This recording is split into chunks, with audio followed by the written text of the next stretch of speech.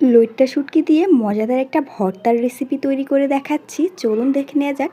চুলায় একটা প্যান বসিয়ে এর মধ্যে লইট্টা শুটকিকে আমি ছোটো ছোটো করে কেটে নিয়েছি আর এটাকে একটু ভালো করে টেলে নিচ্ছি মিডিয়াম হিটে।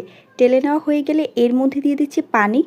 পানিটা দিয়ে আমি আবারও একটু নেড়েচেড়ে এটাকে মিশিয়ে চুলা থেকে নামিয়ে ভালো করে এটাকে আমি ধুয়ে নেব।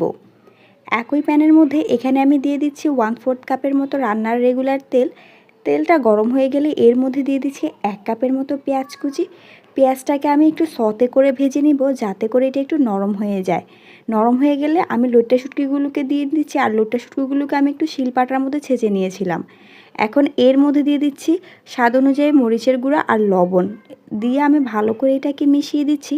মিশানো হয়ে গেলে দিয়ে দিচ্ছি সামান্য একটু পানি।